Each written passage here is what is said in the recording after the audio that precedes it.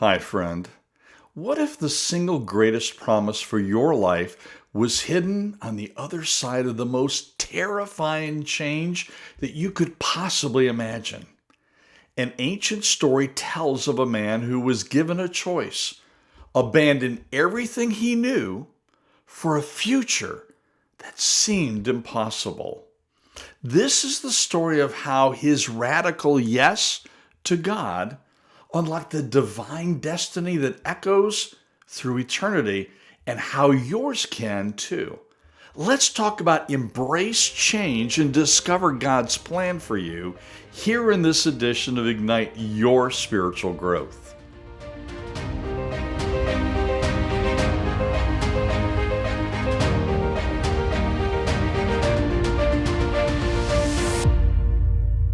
Hi, I'm Mark Warren, and welcome back to today's edition of Ignite Your Spiritual Growth from Directions for Living. We all face change. Sometimes it's a whisper, a gentle nudge towards something new. Other times, it's like a seismic shift that shakes our very foundation. A lost job, a new city, a relationship that has ended, or a calling that feels way too big to handle. Our first response? Well, it's usually fear. Fear of the unknown, fear of failure, fear of leaving what we know. We like predictable. We like safe.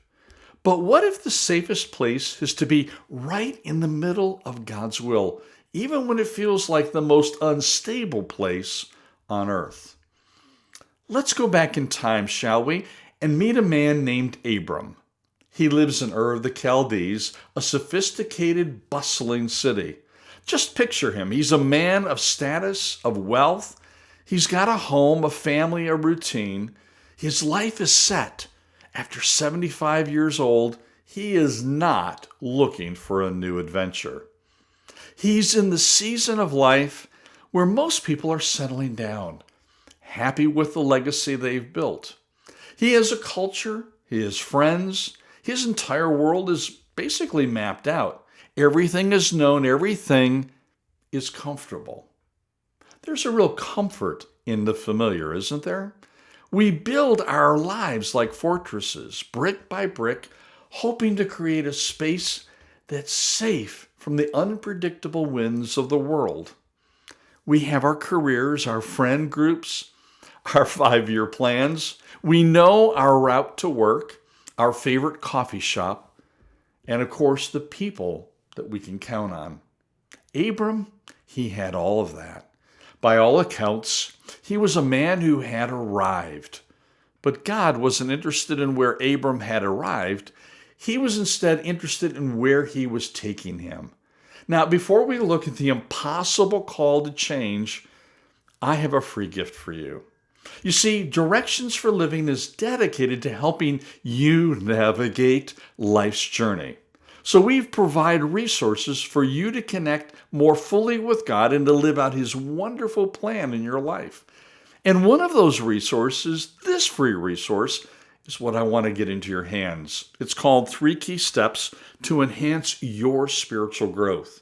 These key steps will encourage your desire to know God better, to understand His exciting relationship with you. They will lead you to a transformed life through a simple yet dynamic way to approach God through His Word. Now, I really want to get this in your hands, so what I've done is I put a link in the description below just to make it easy. I hope that you will grab this free resource, and I pray it'll promote spiritual growth in your life. Okay, now let's go back to today's focus. Embrace change and discover God's plan for you. So back to Abraham. Abram's story begins as it may be for you right now. He was living a comfortable life in a relatively comfortable world. Then the voice of God cuts through the comfortable silence of Abram's life. And the instruction is nothing short of insane. Genesis chapter 12 at the very beginning tells us that God says to him, "Go forth from your country and from your relatives and from your father's house to the land which I will show you. Now, let's just break that down for a moment. God asks 3 levels of separation from Abram. First, leave your country, abandon your national identity. Second, leave your people, say goodbye to your community, your network. And then finally, the deepest cut of all, leave your father's household. Walk away from your family, your inheritance, your history, your very identity. And in that culture, that was like being asked to disappear. Your entire identity was wrapped up in your land, your people, and your family. God was asking Abram to abandon everything that made him him. Well, for what? For a promise. A promise to go to a land that God hadn't even named yet. He said, the land that I will show you. It was basically a blank check for a destination. And the promise attached to this command was just staggering. God said in verse 2 of chapter 12 of Genesis, and I will make you a great nation, and I will bless you and make your name great, and so you shall be a blessing. This was a promise made to a 75-year-old man whose wife Sarai was barren. It was a biological, logistical, social impossibility. A great nation from a childless old man? It made 0 sense. This is the heart of God's call to change. It often defies our logic and demands a faith that goes beyond our circumstances. The Bible simply says that Abram obeyed and went without knowing where he was going. He embraced radical change, leaving it all behind to become a foreigner in an unknown land. This one act shows how faith gives us the power to move past our fear and into God's purpose. But the journey wasn't a short walk to an immediate prize. No, it was a long, hard process filled with waiting. Can you imagine the conversations between Abram and Sarai? You know, those long, silent nights in the tent, wondering if they'd really heard God correctly.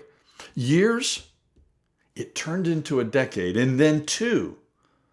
While they were getting older, the promise of a son, the very foundation of this great nation, seemed to be fading with every passing year. This is where faith is truly forged. It's not in the dramatic moment of leaving, but in the quiet daily choice to keep trusting when it feels like nothing is happening. This is a real point, a real pain point, if you will, for so many of us. We take a leap of faith. We embrace a change that God has called us to, and then crickets. We wait, we wonder, did I make a mistake? Did God forget about me? You see, Joseph knew this feeling. Betrayed by his brothers and forgotten in a prison cell, he had to hold on to his faith even when his circumstances screamed that God and his promises were simply gone. The disciples knew this feeling after a long night of catching nothing, when Jesus then tells them to cast their nets one more time. Their experience with failure had made them hesitate, but their obedience, led to an abundance that they could never have imagined. The journey of faith is always longer than we think. And it's in the waiting that we find our characters refined and our trust gets deepened. It's in the waiting that God prepares us for the promise He is preparing for us. If this idea of waiting in faith is hitting home to you right now, I want to invite you to subscribe and to join our community. We are all on this journey of learning to trust God in this process. It's not, by the way, the final result. So 25 years later, after that first call, And after God had changed the name of Abram to Abraham, which, by the way, means father of a multitude, marking him with a new identity, the impossible finally happens. Isaac was born. The promise had a name. The dream was now a walking, laughing, breathing miracle. Abraham's faith had been proven right. The story should end here with a happy ending, right? But God had one final, terrifying test. This was the climax of Abraham's journey. God speaks again. It's recorded for us in Genesis chapter 22, verse 2. God says, "Take now your son, your only son, whom you love, Isaac, and go to the land of Moriah and offer him there as a burnt offering on one of the mountains, of which I will tell you." Can you even begin to process that command?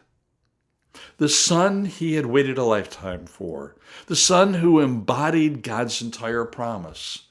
And God was asking him to place that very promise on the altar and destroy it. So here's the ultimate question. Do you love the promise more than the God who promised it?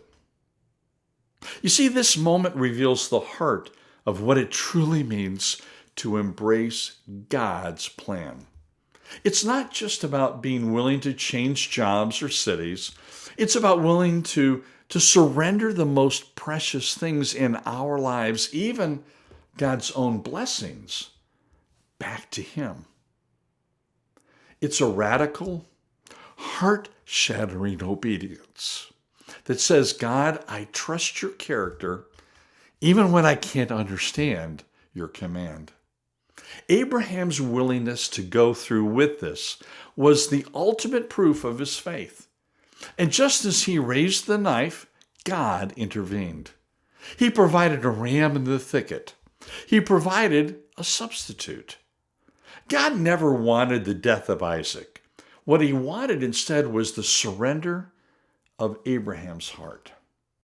In that moment of total surrender, God didn't just spare Isaac.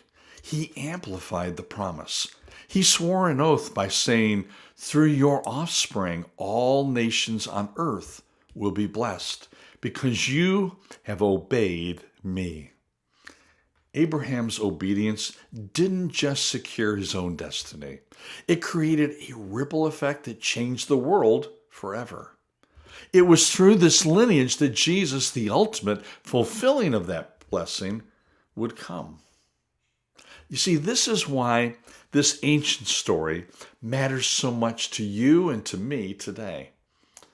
The same God who called Abraham out of his comfort zone, who sustained him through the waiting, and who proved himself faithful on that mountain, is the same God who was calling you.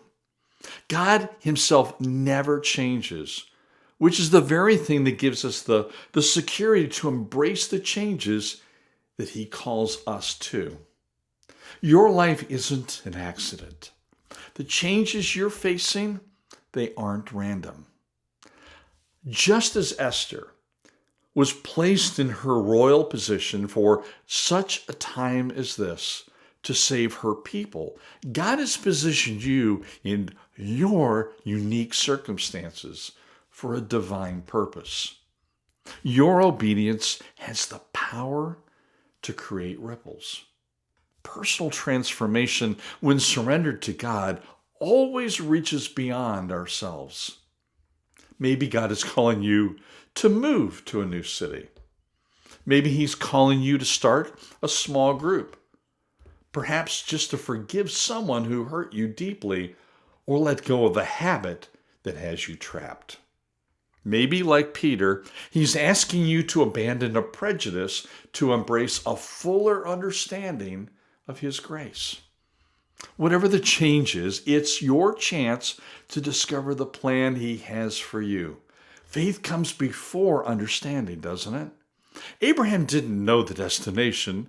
Ruth chose to follow God based on what she had heard. Your job isn't to see the whole staircase, but to take the first step in faith. The story of Abraham shows us a profound truth. Radical obedience to change is the key that unlocks our divine destiny. It's about moving from a place of comfort to a place of covenant. It's about trusting God's unchanging character through our ever-changing lives. The journey that we might find is long. The waiting can be painful, and the tests may feel impossible. But the God who calls you, He's faithful. He will provide.